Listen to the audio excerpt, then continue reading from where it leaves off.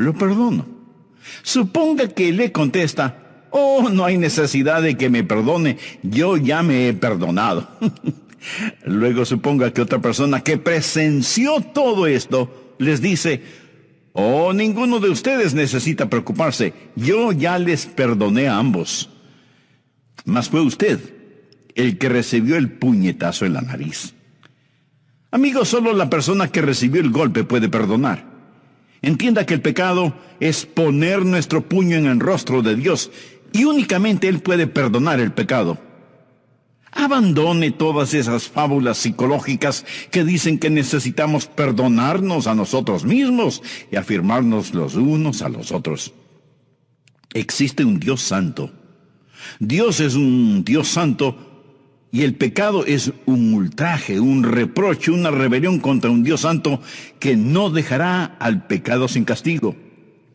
El texto de hoy indica 3 verdades maravillosas sobre cómo Dios perdona el pecado y sobre cómo se hace Dios cargo del pecado.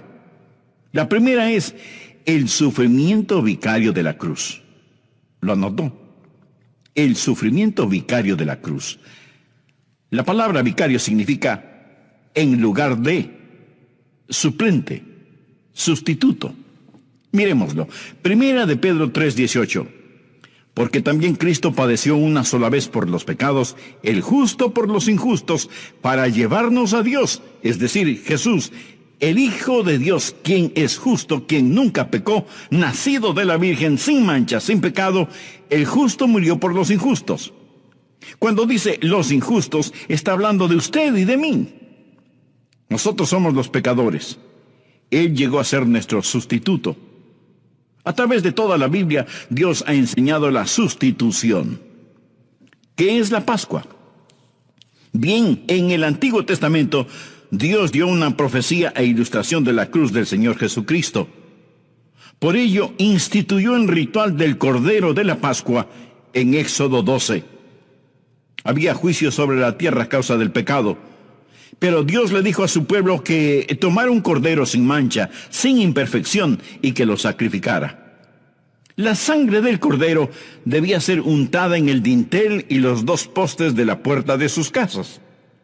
La sangre del cordero debía ir no adentro, sino afuera, expuesta públicamente, sin vergüenza. ¿Lo ha pensado? Debía ir afuera en el dintel y los 2 postes. Imagínese a una persona con la sangre en un recipiente, untando la parte superior de la puerta y los 2 postes a los lados de la puerta. ¿Qué ha hecho? Ha hecho la señal de la cruz. Desde hace tanto tiempo atrás, Dios ya estaba ilustrando y profetizando que es por la sangre que se perdona. Dios dijo a esos israelitas hace muchos años: cuando vea la sangre, pasará Jehová a aquella puerta. La palabra Pascua proviene de pasará. Dios pasará sobre usted cuando la sangre es aplicada. Pero si pone la sangre bajo sus pies y pasa sobre ella, Dios no pasará sobre usted. Pero cuando usted se pone bajo la sangre, el ángel de la muerte, el juicio de Dios omnipotente, pasará sobre usted. Este Cordero de la Pascua es una ilustración del Señor Jesucristo. Por favor, busque Primera de Pedro capítulo 1, versículos 18 y 19.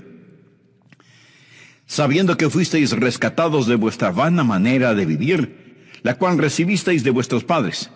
Ahora escuche esto.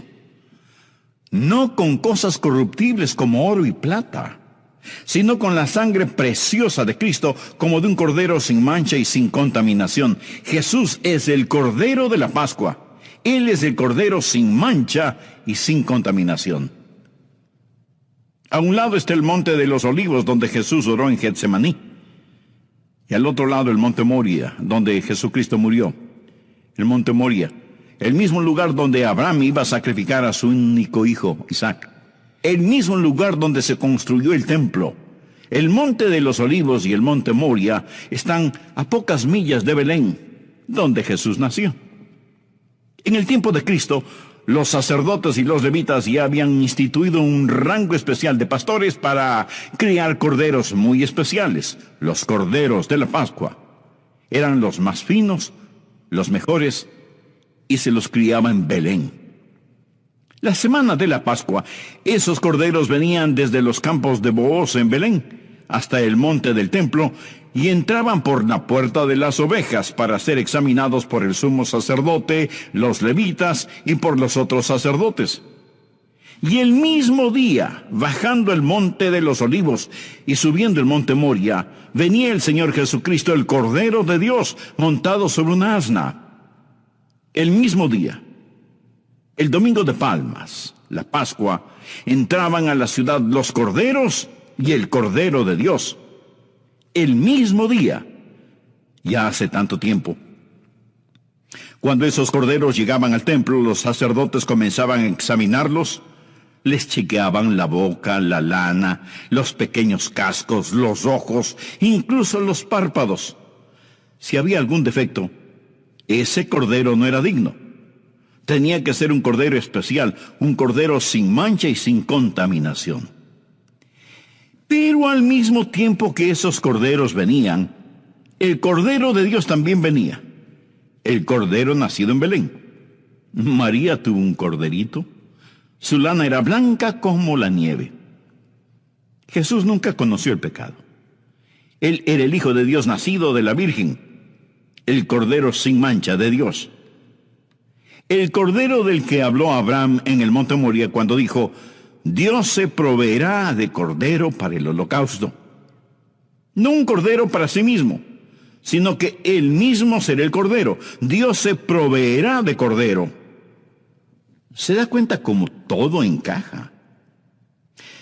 Si Jesús hizo tanto, ¿por qué la mayoría de los evangelios se concentran en la última semana de la vida de Jesús? ¿Se lo ha preguntado? ¿Por qué este es el clímax de todo? Y es en esta última semana que Jesús es examinado por los fariseos, los saduceos y los herodianos. Él fue examinado por los líderes civiles y todos tuvieron que decir, no hallo en él ningún delito. Jamás hombre alguno ha hablado como este hombre. Jesús, el Cordero perfecto de Dios, los podía mirar a todos aquellos y desafiarles, ¿quién de vosotros me redarguye o convence de pecado? Él era el Cordero sin mancha, sin contaminación, y estaba siendo examinado para la Pascua.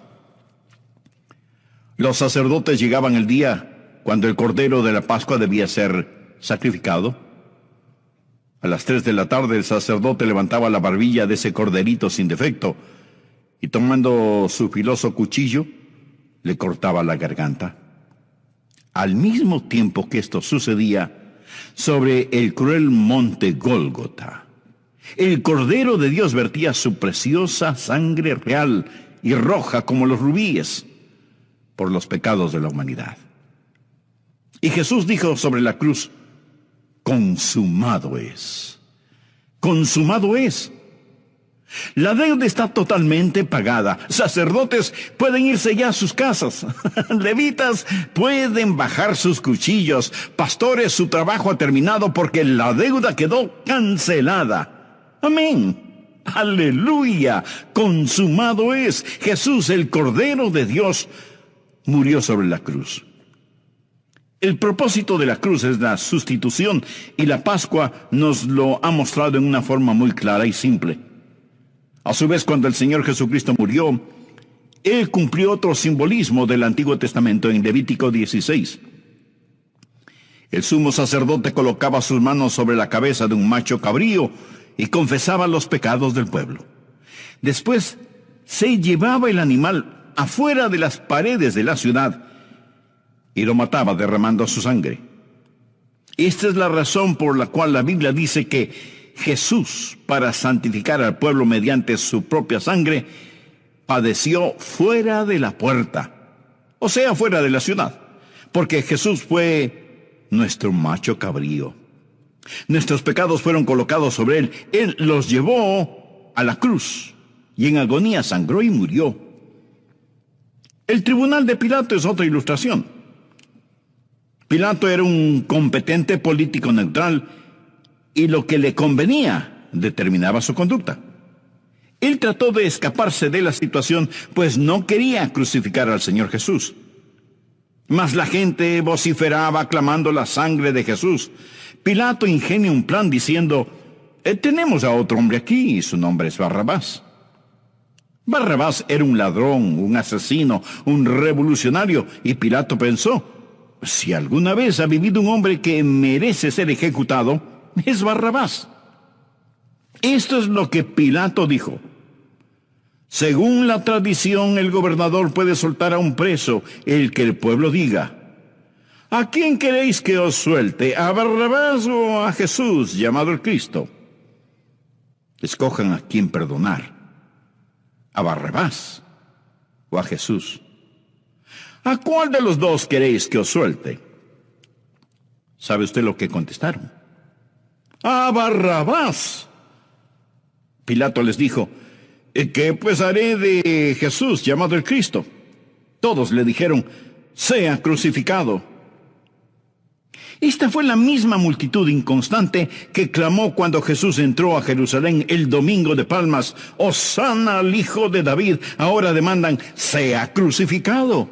¡Oh, la maldad de los corazones humanos! Ahora decían: crucifícalo. Y se llevaron a Jesús, el Cordero de la Pascua de Dios, el macho cabrío de Dios, el justo por los injustos, para que muriera sobre una cruel cruz romana. Mas quiero que se imagine otra escena. Imagínese a un soldado romano con una antorcha, caminando en un estrecho pasillo en una prisión romana.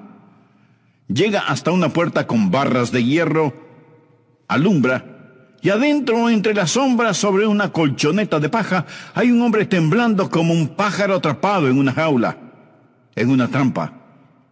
El rostro de este hombre es el espejo de la maldad, y aún así el terror está escrito sobre su cara. El guarda abre la puerta con su llave y dice: Barrabás, levántate y ven conmigo. Barrabás comienza a rogarle: no, espere, no me lleve, por favor, tenga misericordia. El soldado romano le responde: Barrabás, deja de llorar. Nunca he visto a un hombre con la suerte que tú tienes. Barrabás, tú eres un delincuente, pero tú no vas a morir. Hay otro quien morirá en tu lugar. Ven aquí, Barrabás. Mira hacia el monte. ¿Ves la cruz del medio? Barrabás, esa cruz fue hecha para ti, pero hay otra persona sobre esa cruz. Él ha tomado tu lugar. No estoy diciendo que Barrabás era salvo o que llegó a salvarse. Lo que quiero decir es que Dios nos presenta una perfecta ilustración de la sustitución, el justo por los injustos, para llevarnos a Dios.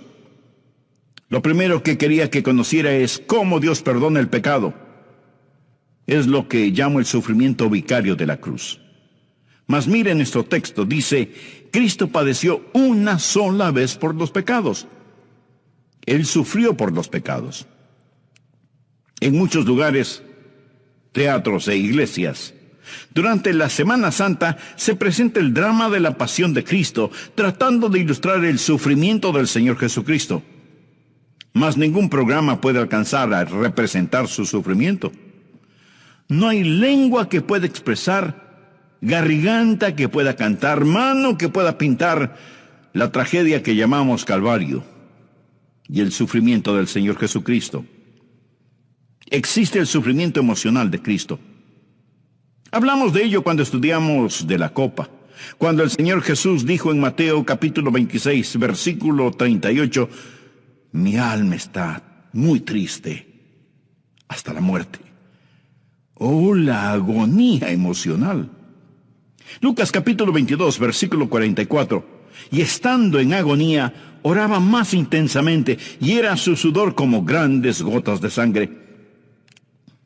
Hace algunos años alguien me entregó un artículo del diario de la Asociación Médica Estadounidense. Y en este artículo para médicos hablaba del sufrimiento del Señor Jesucristo, del sudar sangre. Se llama hematidrosis. Y esto es lo que decía: un fenómeno poco común. Puede ocurrir durante estados altamente emocionales o en personas con trastornos sanguíneos. Como resultado de una hemorragia en las glándulas sudoríparas, la piel de la persona se pone muy débil y sensible. Esto es lo que le sucedió al Señor Jesucristo. Él estaba en tal agonía que sus diminutos vasos capilares estallaron, se rompieron. El Señor Jesús no solamente padeció sufrimiento emocional, sino sufrimiento corporal. Los romanos le azotaron y ellos sabían muy bien cómo hacerlo. Ataban las manos de la víctima y la levantaban hasta que estuviera de puntillas para aumentar el dolor y que la espalda estuviera lisa como la seda. El instrumento de azote era un látigo con un robusto mango y con correas de cuero. Al final de las correas de cuero habían unos pedacitos de hueso, metal y vidrio ingeniosamente atados. Usaban a 2 azotadores, 2 verdugos a la vez. Y al ser estirado el cuerpo, uno comenzaba en la nuca y descendía. El otro empezaba en los tobillos y ascendía. Juntos despellejaban a esa persona parada de puntillas, enroscando el látigo alrededor del cuerpo y desprendiendo un pedazo de carne cada vez que lo jalaban.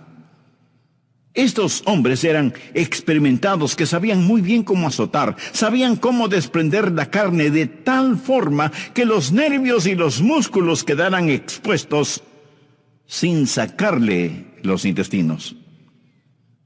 Al soltar a la víctima después de haber sido azotada, ésta caía postrada en el suelo.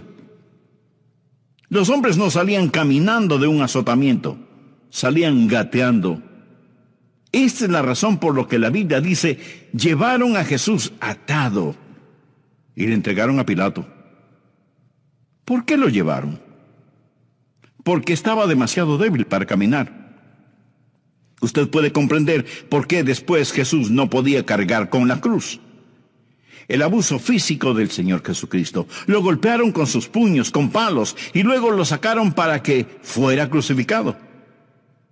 ¿Sabe usted por qué los romanos usaban la crucifixión? ¿Sabe por qué usaban la cruz? Porque la crucifixión tenía como fin el ser cruel, poco común, e inspirar terror. Cualquiera que veía una crucifixión decía, sea lo que sea que ocasionó tal castigo, yo no lo haré. Romanos, haré lo que me ordenen, pero no me crucifiquen. De esto se trataba la crucifixión. El Señor Jesucristo aceptó los terrores de la cruz para poder llevar sobre él nuestros pecados, redimirnos y hacernos aceptos delante de su Santo Padre. ¿Qué significa la cruz para usted personalmente? Si solo es un símbolo religioso o un adorno complementario de la moda, usted, mi amigo, está perdido espiritualmente. Necesita ser salvo. Voy a hacer un breve resumen del programa anterior para proseguir con el material de hoy. Busquen su Biblia, 1 de Pedro 3:18. Porque también Cristo padeció una sola vez por los pecados, el justo por los injustos, para llevarnos a Dios. Este es un versículo maravilloso. En él hay suficiente dinamita del Evangelio como para dinamitar el pecado, el odio, el dolor y la enfermedad de la vida de cualquier persona. Pero la dinamita debe ser encendida por la chispa de la fe. Y entendiendo que solo Dios es el único que puede perdonar nuestros pecados. Entendiendo que el pecado es poner nuestro puño en el rostro de Dios en actitud de franca rebeldía. Dios es un Dios santo. Y el pecado es un ultraje, un insulto, un desafío contra un Dios santo que no dejará ningún pecado sin castigo. En el versículo de hoy hay 3 verdades extraordinarias de cómo Dios perdona el pecado. La primera es el sufrimiento vicario de la cruz. El sufrimiento vicario de la cruz. La palabra vicario significa en lugar de otro, suplente, sustituto. Porque también Cristo padeció una sola vez por el pecado, el justo por los injustos, para llevarnos a Dios. Es decir, Jesús, el Hijo de Dios, el justo, murió por los injustos. Cuando dice injustos, está hablando de usted y de mí. Nosotros somos pecadores. Jesús fue nuestro sustituto. Dice la Biblia Cristo padeció una sola vez por los pecados. O sea, Cristo sufrió por nuestros pecados al morir en esa cruel cruz romana. ¿Sabe por qué los romanos usaban la crucifixión? Porque la crucifixión tenía como fin el ser cruel, poco común e inspirar terror. Cualquiera que veía una crucifixión decía: sea lo que ocasionó tal castigo, yo no lo haré. Romanos, haré lo que me ordenen, pero no me crucifiquen. La palabra latina excruciatos significa un dolor atroz y literalmente significa originario de la cruz, de la crucifixión. Un tipo de dolor atroz que proviene de la cruz. Clavaban las manos de la víctima a la cruz, no en la palma de la mano, pues esto desgarraría el metacarpo, sino en la muñeca, para que no se cayera de la cruz. Trataban de golpear el nervio del medio para transmitir el dolor hasta el torso. Penetraban esos clavos a través de esos nervios. Lo crucificaban con sus manos a un ángulo de 90 grados, pero cuando el cuerpo caía, bajaba a un ángulo de 65 grados, con los pies a su vez clavados a la cruz. El peso del cuerpo caía sobre el pecho y la persona comenzaba a respirar con dificultad. Por lo tanto, cuando respiraba, tenía que alzar su cuerpo, pero al hacerlo tenía que empujar contra los clavos en sus pies. La víctima se encontraba entre la lucha por respirar y el punzante dolor.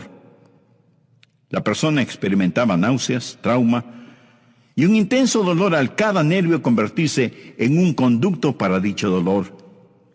Y el individuo permanecía allí un agonizante largo tiempo y moría una muerte atroz.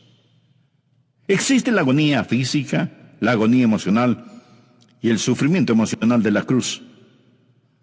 No solo Jesucristo bebió la copa, la contaminación del pecado, sino también llevó la corona, el castigo del pecado. Por ello la copa y la corona nos hablan de la cruz, de Jesús bebiendo la contaminación y recibiendo el castigo. No es que él haya pecado. Recuerde, el justo por los injustos. Él pagó el precio. ¿Y cuál era el precio? El estar separado del Dios omnipotente. No solo Dios el Padre se separó de él, sino que en ese momento Jesús también se volvió en el objeto detestado por el Padre y Dios. El Padre tuvo que mirarlo como mira a un pecador y encargarse de él como lo haría con cualquier pecador. ¿Comprende ahora el texto de Pedro? También Cristo padeció una sola vez por los pecados, el justo por los injustos. Este es el sufrimiento vicario de la cruz. El sufrimiento vicario de la cruz. Amigo, mi corazón se conmovió tanto al estudiar para este sermón. Aquí está la segunda verdad que deseo que observe. La satisfacción vital de la cruz. Miremos el texto. Hay una palabra que no quiero que pase por alto. Porque también Cristo padeció una. ¿Cuál es la palabra? Una. Cristo padeció una sola vez por los pecados. Amigo, esto no significa había una vez. Esto significa una vez y para siempre. Significa una vez y para siempre. Cuando Jesús dijo, consumado es, dijo que la deuda quedó cancelada en su totalidad. En Roma, cuando encerraban a un hombre en prisión, cuando se le encontraba culpable de un crimen, escribían un certificado de deuda y se lo colgaban sobre la puerta de su celda. Era su deuda al Estado y a la sociedad. Era lo que su pecado, su crimen había provocado. Y después de servir su tiempo, pagar la pena y satisfacer las demandas de la ley, entonces escribían sobre ese certificado de deuda cancelado, pagado en su totalidad, y se lo entregaban al prisionero. ¿Sabe usted cuál era la palabra que escribían sobre eso? Tetelestai. ¿Sabe lo que significa? Consumado es. Consumado es. cancelado. Ese hombre no tendrá que regresar a prisión otra vez. Nunca volverá a estar en peligro o será arrestado por el mismo crimen. Si lo acusaban de nuevo, él podía decir, sí, lo cometí, pero ya pagué, está consumado. No pueden llevarme 2 veces por el mismo crimen. Y esto es lo que dice que Jesús padeció una sola vez por los pecados. ¿Y qué blasfemia es decir que necesitamos otro sacrificio por los pecados? Hebreos capítulo 10, versículos del 12 al 14. Pero Cristo, habiendo ofrecido una vez y para siempre un solo sacrificio por los pecados, se ha sentado a la diestra de Dios. De ahí en adelante esperando hasta que sus enemigos sean puestos por estrado de sus pies. Ahora preste atención a lo siguiente. Porque con una sola ofrenda hizo perfectos para siempre a los santificados. ¡Aleluya! Este es el porqué de la seguridad eterna. ¿Sabía usted que si fuera posible perder la salvación después de haberse salvado, lo cual no es posible, pero supongamos que puede perder su salvación después de recibir a Cristo como Señor, para que usted pudiera salvarse nuevamente, Jesús tendría que morir otra vez? Verá, cuando Jesús murió, fue solo válido por una sola salvación. Válido únicamente para una salvación. Porque con una sola ofrenda hizo perfectos para siempre a los santificados. Jesús dijo, consumado es, está cancelado, pagado en su totalidad. No hay nada que usted pueda hacer, ni nada que necesite hacer. Existe el sufrimiento vicario de la cruz. Existe la satisfacción vital de la cruz. La Biblia dice en Isaías 53:11 que Dios, el Padre, verá el fruto de la aflicción de su alma y quedará satisfecho. Dios está satisfecho con lo que Jesús hizo sobre la cruz. La deuda del pecado está pagada. ¡Aleluya! Aquí está la tercera verdad que deseo que vea. No solo el sufrimiento vicario de la cruz, la satisfacción vital de la cruz, el justo por los injustos, sino también la salvación victoriosa de la cruz. Cristo padeció una sola vez por los pecados, el justo por los injustos. ¿Para qué? Para llevarnos a Dios. ¿Lo ve? Léalo. Para llevarnos a Dios. ¿Qué hace el pecado? El pecado nos separa de un Dios santo. ¿Qué hace la cruz? Sobre esa cruz, Jesús tomó a Dios santo con una mano, al hombre pecador con la otra mano, y por medio de la sangre de su cruz, Él reconcilió a Dios y al hombre. Él hizo las paces por medio de la sangre de su cruz, para con su cruz llevarnos a Dios, para llevarnos a Dios. La palabra llevarnos es la palabra griega proago, que significa tomar a un individuo y presentarlo ante el rey o ante un dignatario.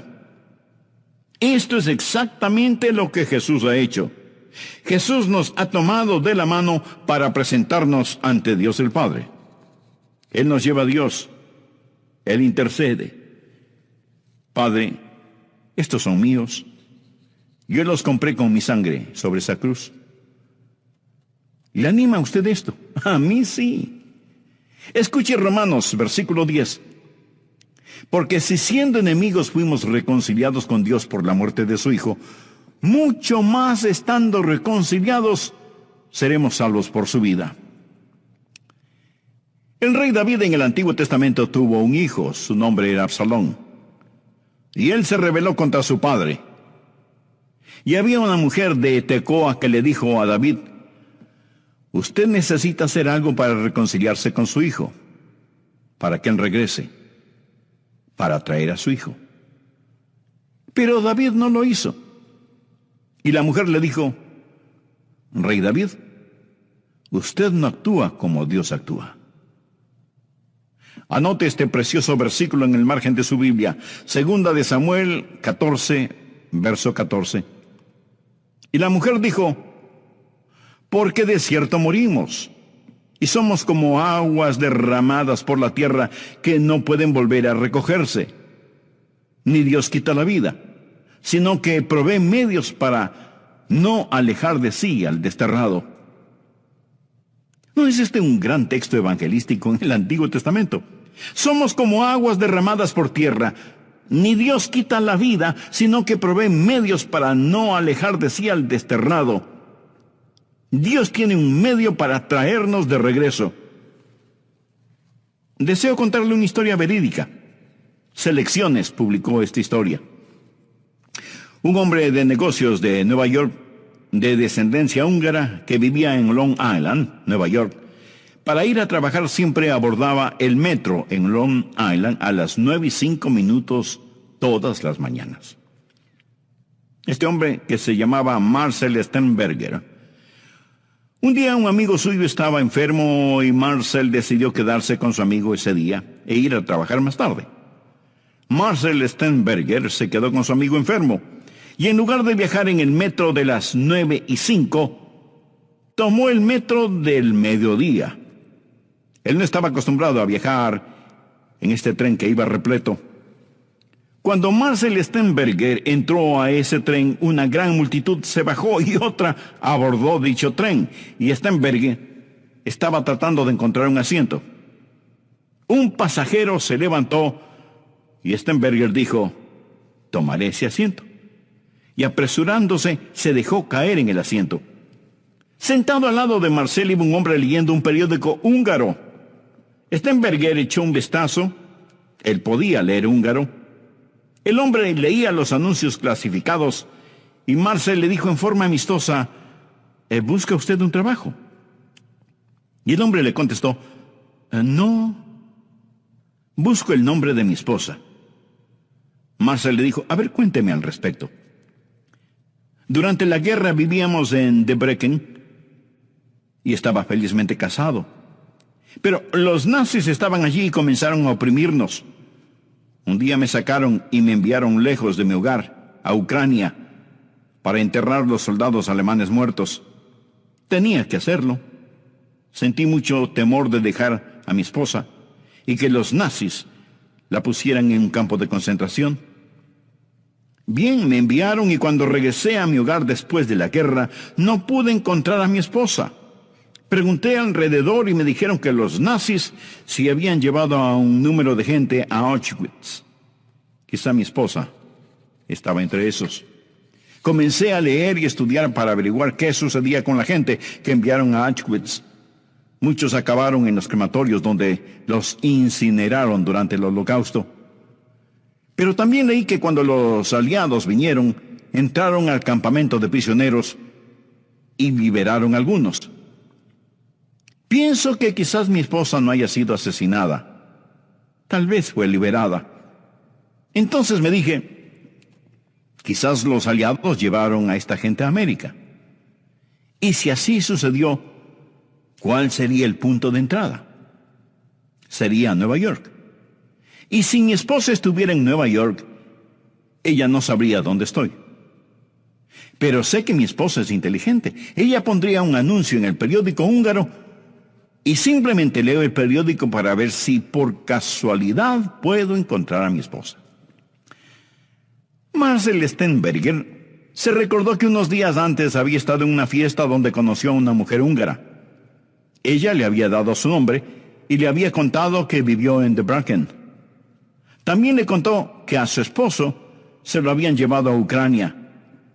La mente de Marcel Sternberger comenzó a computar los datos y le preguntó al hombre: ¿cómo se llama su esposa?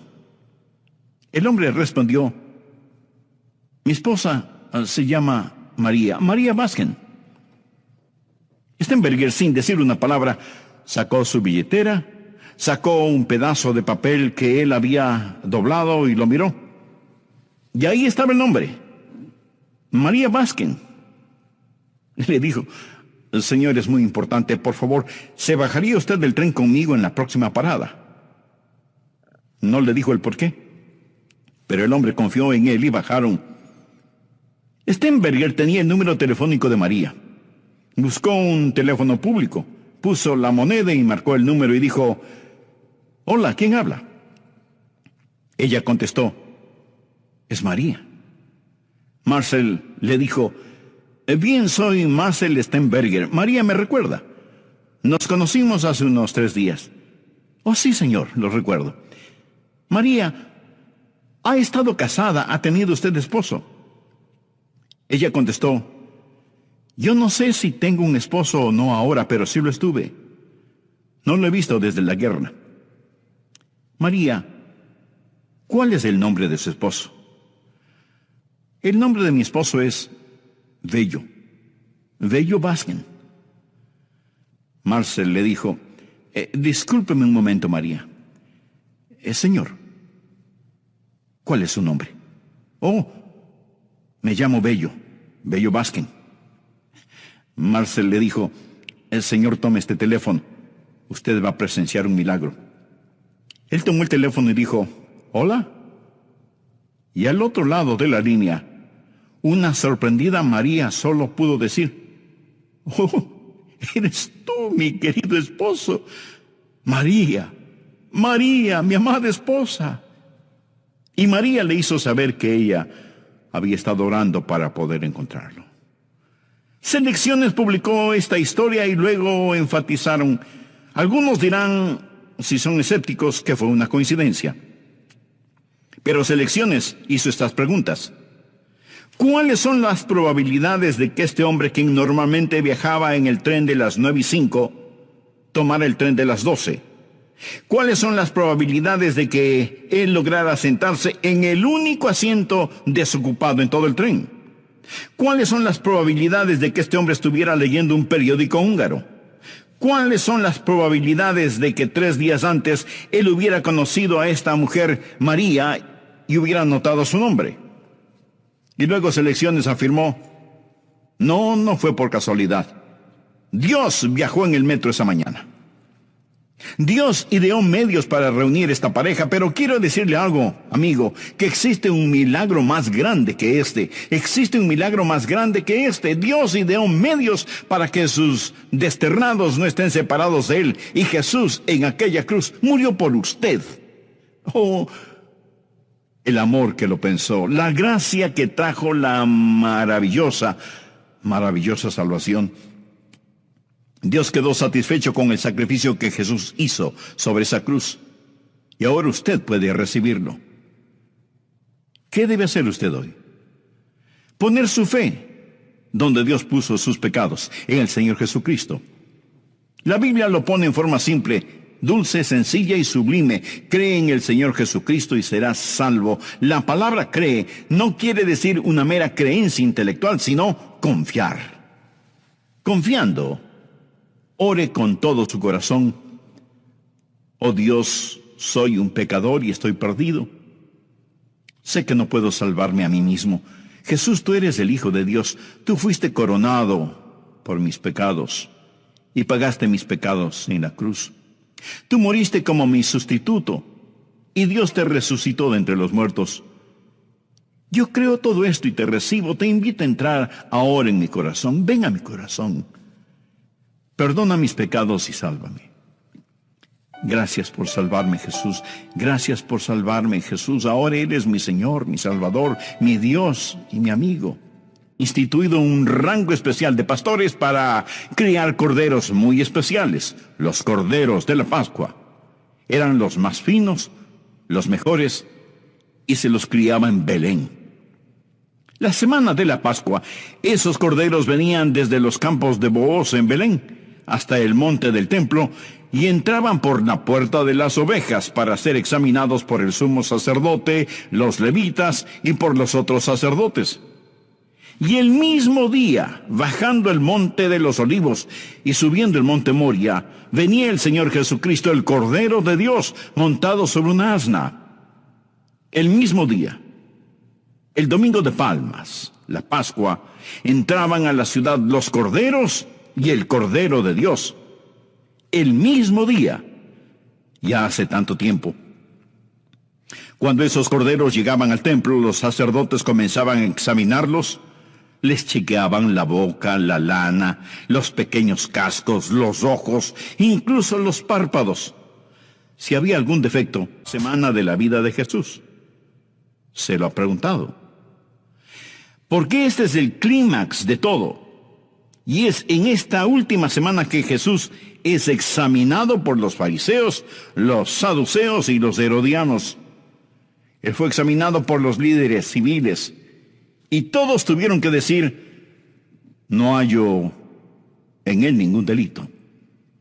Jamás hombre alguno ha hablado como este hombre. Jesús, el Cordero Perfecto de Dios, los podía mirar a todos aquellos y desafiarles, ¿quién de vosotros me redarguye o convence de pecado? Él era el Cordero sin mancha, sin contaminación, y estaba siendo examinado para la Pascua. Los sacerdotes llegaban el día cuando el Cordero de la Pascua debía ser sacrificado. A las 3 de la tarde el sacerdote levantaba la barbilla de ese corderito sin defecto y tomando su filoso cuchillo, le cortaba la garganta. Al mismo tiempo que esto sucedía, sobre el cruel monte Gólgota, el Cordero de Dios vertía su preciosa sangre real y roja como los rubíes por los pecados de la humanidad. Y Jesús dijo sobre la cruz, consumado es. Consumado es. La deuda está totalmente pagada. Sacerdotes pueden irse ya a sus casas. Levitas pueden bajar sus cuchillos. Pastores, su trabajo ha terminado porque la deuda quedó cancelada. Amén. Aleluya. Consumado es. Jesús, el Cordero de Dios, murió sobre la cruz. El propósito de la cruz es la sustitución, y la Pascua nos lo ha mostrado en una forma muy clara y simple. A su vez, cuando el Señor Jesucristo murió, Él cumplió otro simbolismo del Antiguo Testamento en Levítico 16. El sumo sacerdote colocaba sus manos sobre la cabeza de un macho cabrío y confesaba los pecados del pueblo. Después se llevaba el animal afuera de las paredes de la ciudad y lo mataba derramando su sangre. Esta es la razón por la cual la Biblia dice que Jesús, para santificar al pueblo mediante su propia sangre, padeció fuera de la puerta, o sea, fuera de la ciudad, porque Jesús fue nuestro macho cabrío. Nuestros pecados fueron colocados sobre él. Él los llevó a la cruz y en agonía sangró y murió. El tribunal de Pilato es otra ilustración. Pilato era un competente político neutral y lo que le convenía determinaba su conducta. Él trató de escaparse de la situación, pues no quería crucificar al Señor Jesús. Mas la gente vociferaba clamando la sangre de Jesús. Pilato ingenia un plan diciendo, tenemos a otro hombre aquí y su nombre es Barrabás. Barrabás era un ladrón, un asesino, un revolucionario, y Pilato pensó, si alguna vez ha vivido un hombre que merece ser ejecutado, es Barrabás. Esto es lo que Pilato dijo. Según la tradición, el gobernador puede soltar a un preso, el que el pueblo diga. ¿A quién queréis que os suelte? ¿A Barrabás o a Jesús, llamado el Cristo? Escojan a quién perdonar. ¿A Barrabás o a Jesús? ¿A cuál de los dos queréis que os suelte? ¿Sabe usted lo que contestaron? ¡A Barrabás! Pilato les dijo, ¿qué pues haré de Jesús, llamado el Cristo? Todos le dijeron, sea crucificado. Esta fue la misma multitud inconstante que clamó cuando Jesús entró a Jerusalén el domingo de Palmas, «Hosana al Hijo de David». Ahora demandan, «sea crucificado». Oh, la maldad de los corazones humanos. Ahora decían, «crucifícalo». Y se llevaron a Jesús, el Cordero de la Pascua de Dios, el macho cabrío de Dios, el justo por los injustos, para que muriera sobre una cruel cruz romana. Mas quiero que se imagine otra escena. Imagínese a un soldado romano con una antorcha, caminando en un estrecho pasillo en una prisión romana. Llega hasta una puerta con barras de hierro alumbra, y adentro, entre las sombras, sobre una colchoneta de paja, hay un hombre temblando como un pájaro atrapado en una jaula, en una trampa. El rostro de este hombre es el espejo de la maldad, y aún así el terror está escrito sobre su cara. El guarda abre la puerta con su llave y dice: Barrabás, levántate y ven conmigo. Barrabás comienza a rogarle: No, espere, no me lleve, por favor, tenga misericordia. El soldado romano le responde: Barrabás, deja de llorar. Nunca he visto a un hombre con la suerte que tú tienes. Barrabás, tú eres un delincuente, pero tú no vas a morir. Hay otro quien morirá en tu lugar. Ven aquí, Barrabás. Mira hacia el monte. ¿Ves la cruz del medio? Barrabás, esa cruz fue hecha para ti, pero hay otra persona sobre esa cruz. Él ha tomado tu lugar. No estoy diciendo que Barrabás era salvo o que llegó a salvarse. Lo que quiero decir es que Dios nos presenta una perfecta ilustración de la sustitución, el justo por los injustos, para llevarnos a Dios. Lo primero que quería que conociera es cómo Dios perdona el pecado. Es lo que llamo el sufrimiento vicario de la cruz. Mas mire nuestro texto, dice: Cristo padeció una sola vez por los pecados. Él sufrió por los pecados. En muchos lugares, teatros e iglesias, durante la Semana Santa se presenta el drama de la pasión de Cristo, tratando de ilustrar el sufrimiento del Señor Jesucristo. Mas ningún programa puede alcanzar a representar su sufrimiento. No hay lengua que pueda expresar, garganta que pueda cantar, mano que pueda pintar la tragedia que llamamos Calvario y el sufrimiento del Señor Jesucristo. Existe el sufrimiento emocional de Cristo. Hablamos de ello cuando estudiamos de la copa, cuando el Señor Jesús dijo en Mateo capítulo 26, versículo 38, mi alma está muy triste hasta la muerte. Oh, la agonía emocional.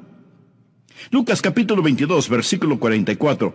Y estando en agonía, oraba más intensamente, y era su sudor como grandes gotas de sangre. Hace algunos años alguien me entregó un artículo del diario de la Asociación Médica Estadounidense.